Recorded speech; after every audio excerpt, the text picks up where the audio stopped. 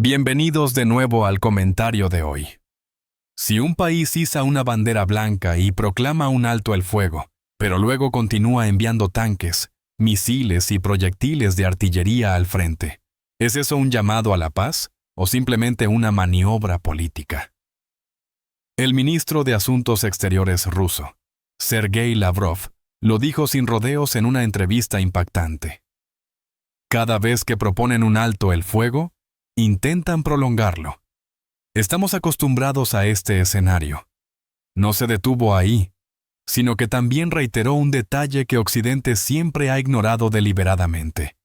Algo que, si se presta atención, demostrará que toda la crisis en Ucrania es solo la punta del iceberg de una enorme estrategia geopolítica, donde Rusia no es tanto el agresor como la víctima de una promesa rota hace 30 años. Aquí escucharás a 9 expertos, desde Lavrov hasta Putin. Obtén una perspectiva que los grandes medios nunca quisieron que vieras. Y cuando las piezas empiecen a encajar, no podrás ver este conflicto de la misma manera, porque a veces, para ver la verdad, hay que mirar más allá de la niebla de palabras bonitas como alto el fuego y paz, para hacer una pregunta sencilla. ¿Quién no quiere realmente que termine la guerra? Tras cada propuesta de alto el fuego de Occidente, una columna de vehículos blindados avanza en la noche cargando cientos de proyectiles de artillería, docenas de HARS e incluso viejos F-16 recién sacados de la cámara frigorífica. Cada vez que dicen, sentémonos a negociar, el frente en el Donbass se calienta varias veces. Incluso los soldados en el frente empiezan a notar una ley fría. Cada palabra de paz cuesta más vidas a nuestros camaradas. El ministro de Asuntos Exteriores ruso, Sergei Lavrov, no lo dijo con ambigüedad. Miró directamente a la cámara y habló con una voz serena, tan seca como el viento siberiano. Entendemos que quieren ganar tiempo. No necesitan una solución, necesitan una excusa. Y esa excusa se llama alto el fuego. Durante más de un año, la frase ceasefire se ha repetido en los medios occidentales como una forma de engañar a la opinión pública, a su propio pueblo y a Rusia. Pero en retrospectiva, no es difícil ver la verdad a simple vista. En febrero, hablaron de una paz constructiva. Luego, Polonia envió tanques Leopard. En junio, se transmitió un discurso sobre la desescalada desde Bruselas, junto con un paquete de ayuda HARS de casi $1,000 millones. Y más recientemente, en medio de conversaciones sobre un posible alto el fuego, la Fuerza Aérea Ucraniana recibió discretamente escuadrones de F-16 de Noruega y Dinamarca. Entonces, ¿a quién le da tranquilidad el alto el fuego? Los habitantes de Donetsk, Lugansk, las tierras que Occidente considera ocupadas ilegalmente, aún viven bajo el sonido del fuego de artillería. Deberían haber estado protegidos por los acuerdos de Minsk hace muchos años. Las madres de allí ya no lloran. Están acostumbradas a enterrar a sus hijos en el silencio porque saben que si hablan, el mundo los tildará de prorrusos. Rusia no niega que un alto el fuego sea una solución necesaria, pero debe ser un acuerdo real, donde los intereses del pueblo sean lo primero, no las armas. Porque un alto el fuego que solo le da a Occidente más tiempo para transportar proyectiles de artillería y aviones no es paz. Fue un engaño deliberado disfrazado de un lenguaje bello. La bandera blanca solía ser un símbolo de rendición, o al menos, de disparos.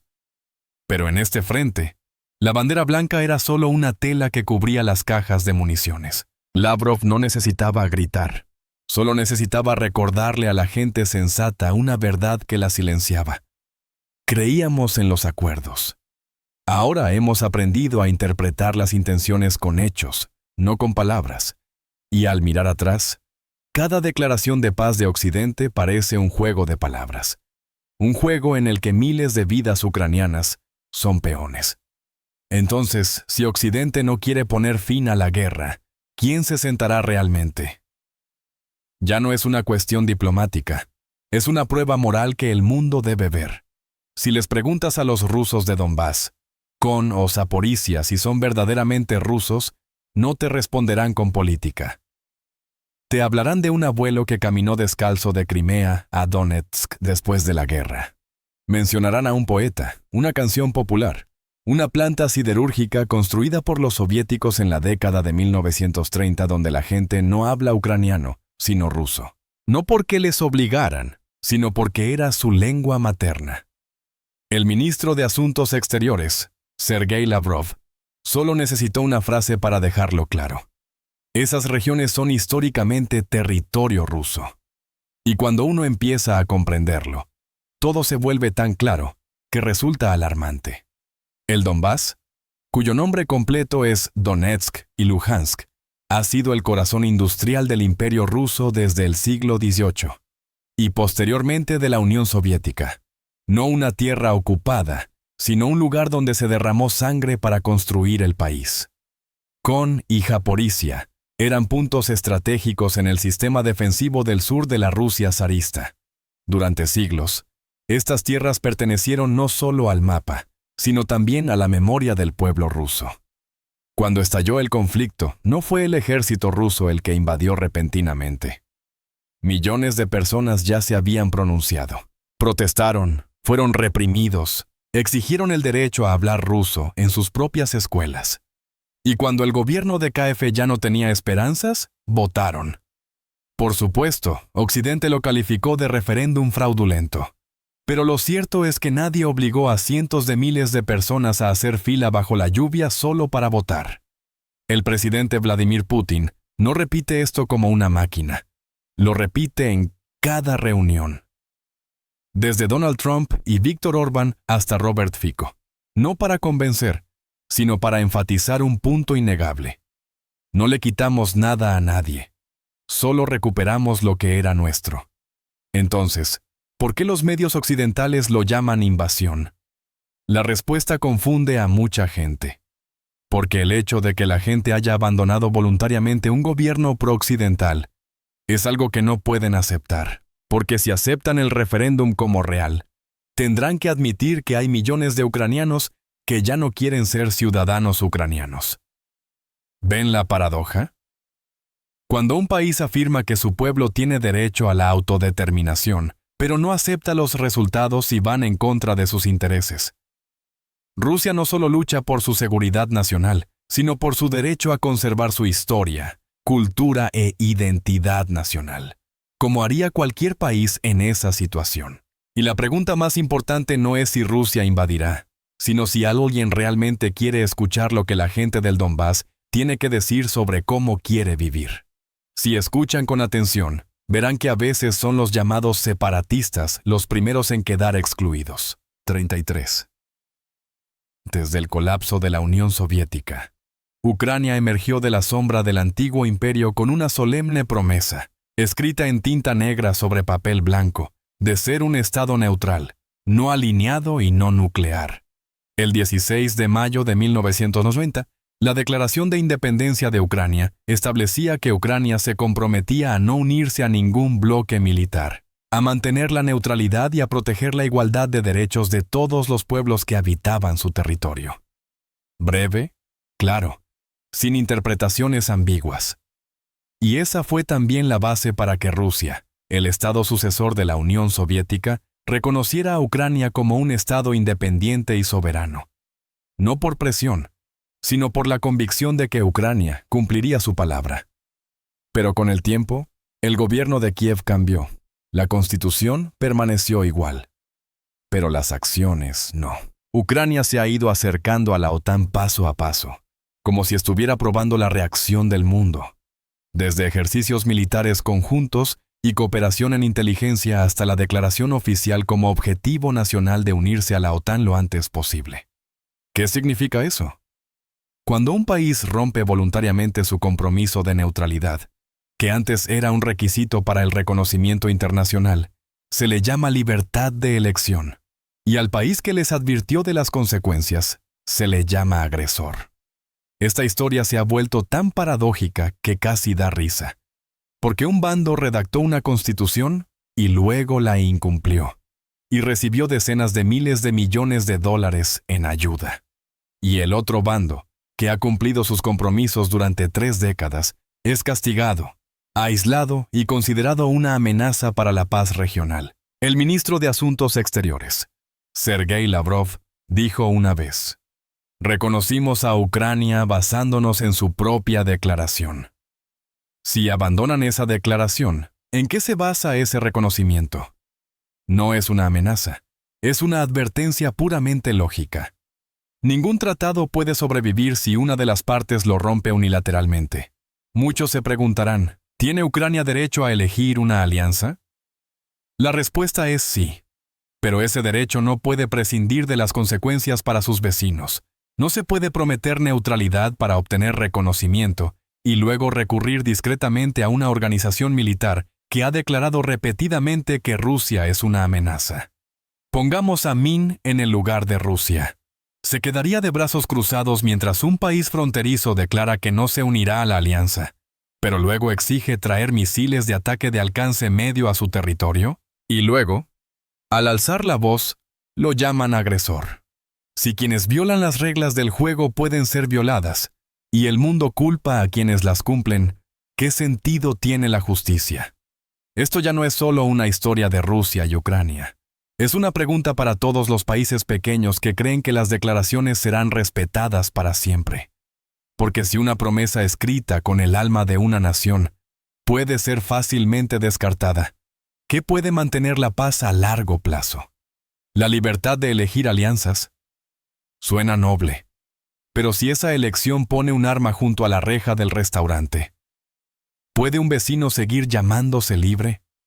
El ministro de Asuntos Exteriores, Sergei Lavrov, dijo una vez, no con enojo, sino con racionalidad. Tienen derecho a elegir alianzas, pero no a amenazar la seguridad de sus vecinos. Una simple declaración, pero que desbarata el fundamento moral que Occidente intenta construir. Porque cuando la OTAN, la organización militar que una vez declaró a Rusia un oponente estratégico, se expandió de 12 a 31 miembros y ahora pretende atraer a Ucrania y Georgia a sus filas, ¿sigue siendo una organización de defensa o se ha convertido en una fuerza expansionista? Intentemos cambiar algunos puntos. Si mañana si Washington anunciara que se uniría a una alianza militar para enfrentarse a Estados Unidos y permitir el emplazamiento de misiles nucleares a cientos de kilómetros de Texas, ¿guardaría silencio? La respuesta es obvia. No solo sería una protesta, sino una acción rápida y contundente sin pedir permiso a nadie. Entonces, ¿por qué se considera peligrosa y agresiva la respuesta de Rusia? Con la misma lógica, ese doble rasero es lo que hace que el pueblo ruso ya no crea en las garantías de Occidente. El mapa no miente. Desde el Báltico, donde la OTAN ha establecido bases junto a Stalingrado, hasta Polonia, donde se despliega un sistema de defensa antimisiles multimillonario financiado por Estados Unidos. Ahora quieren convertir a Ucrania en un puesto estratégico no solo para proteger, sino también para vigilar cada respiración de Moscú. Lo único que Rusia pide es una zona de seguridad, una distancia mínima que garantice que, cuando un misil abandone la plataforma de lanzamiento, Rusia aún tenga tiempo suficiente para reaccionar. Porque bastan unos minutos para cambiar el mapa de Europa para siempre. Muchos se preguntan por qué Rusia no acepta la realidad del crecimiento de la OTAN.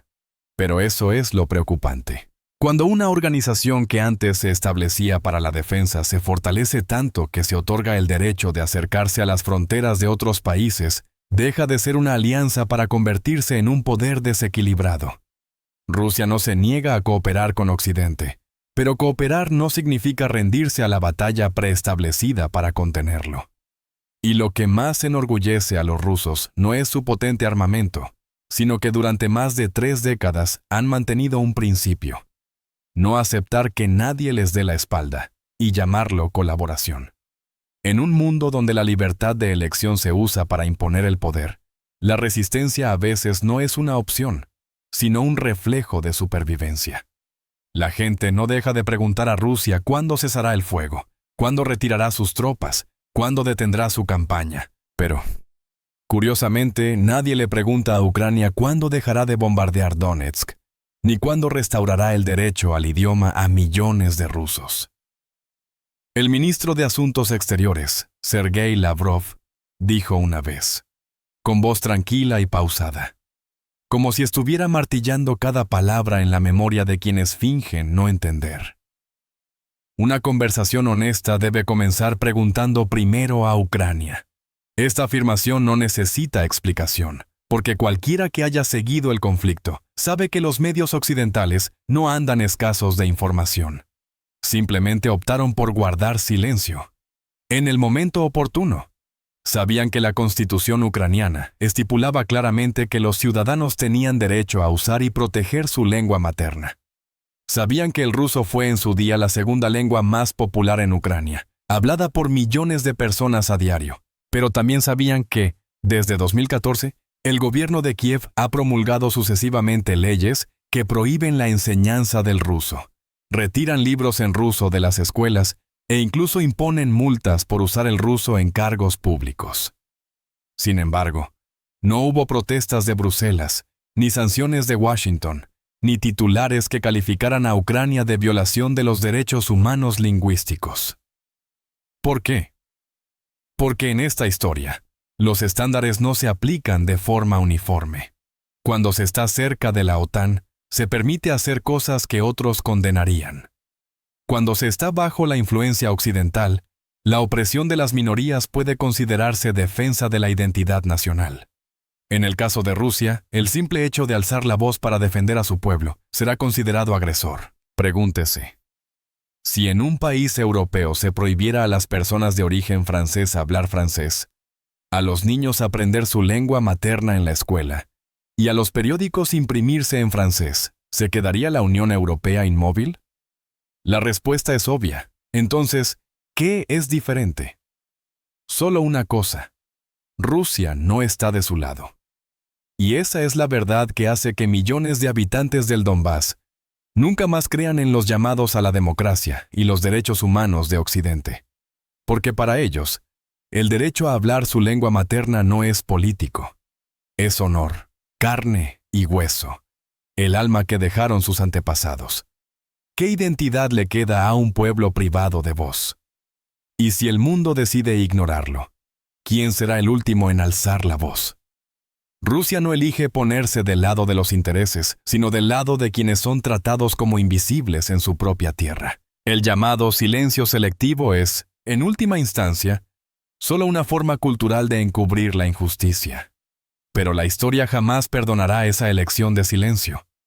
Se dice que Rusia violó el Memorándum de Budapest de 1994, pero pocos leen el documento con atención y aún menos se atreven a preguntar quién rompió primero el compromiso.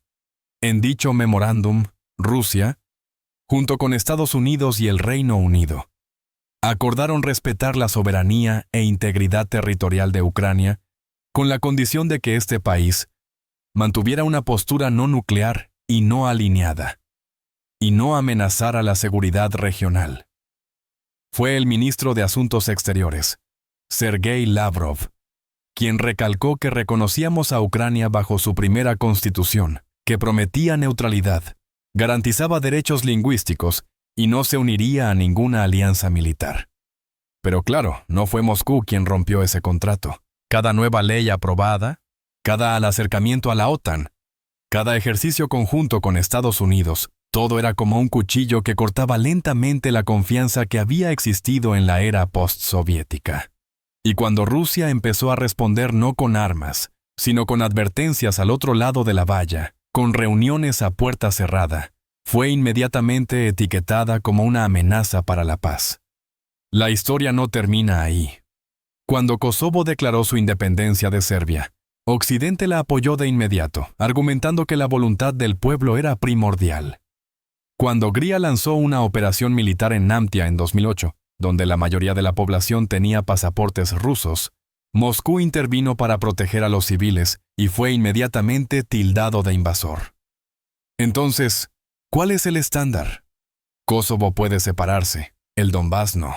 La OTAN puede acercarse a las fronteras rusas, pero Rusia no puede desplegar sistemas de defensa en su territorio. Resulta que este mundo no se trata de lo correcto o lo incorrecto, sino de estar en el lado correcto.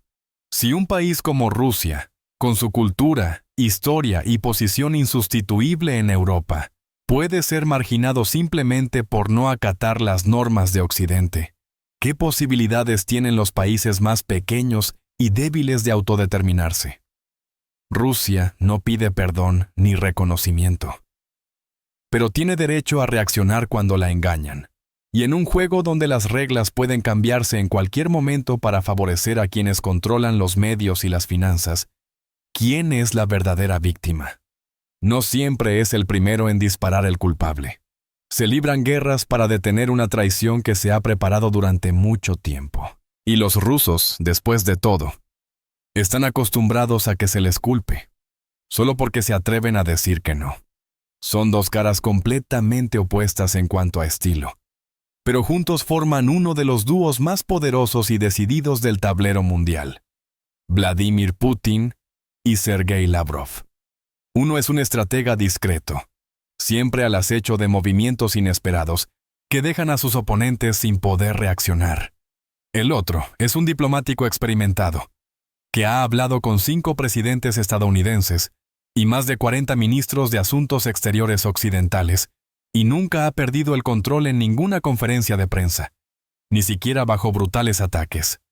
Sergei Lavrov no habla mucho, pero cuando lo hace, el mundo lo escucha. Durante un diálogo en las Naciones Unidas, cuando un periodista lo presionó sobre la invasión rusa de Ucrania, Lavrov simplemente sonrió y respondió: "No necesitamos que los medios occidentales nos den lecciones de moralidad, sobre todo cuando llamaron a la invasión de Irak una liberación".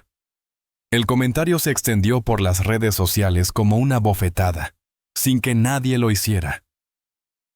En cuanto a Vladimir Putin, no le gusta amenazar, no necesita presumir.